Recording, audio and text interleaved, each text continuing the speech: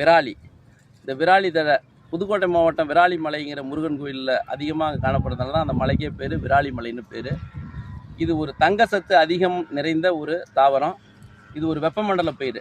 அதிகமாக செம்மண் காட்டில் தான் இது வருது. அதிகமாக கனிம வளம் எங்கே அதிகமாக இருக்கோ அங்கே தான் இருக்குது. தங்க சத்து அதிகமாக நிறைஞ்ச பயிருங்கிறதுனால இன்றைக்கி கோலார் தங்க வயலெலாம் இது குறுமரமாக இருந்தாலும் அந்த ஏரியாவில் வந்து பெரிய மரமாகவே காணப்படுது. இன்றைக்கும் நம்ம பார்க்கலாம். இது தழை இந்த மாதிரி இருக்கும், இந்த மாதிரி காய் இந்த மாதிரி இருக்கும். இதில் தங்க சத்து அதிகமாக இருக்கிறதுனால இருக்குங்கிறத நம்பின இயற்கை வைத்தியர்கள்லாம் சித்த வைத்தியர்கள்லாம் இன்றைக்கும் இந்த தழையை போட்டு மிதித்து நெல்லை நட்டு தங்க சத்து அதிகமாக இருக்கிறதெல்லாம் அந்த நெல்லை சாப்பிட்றாங்க, அதை பயனடைஞ்சிக்கிறாங்க.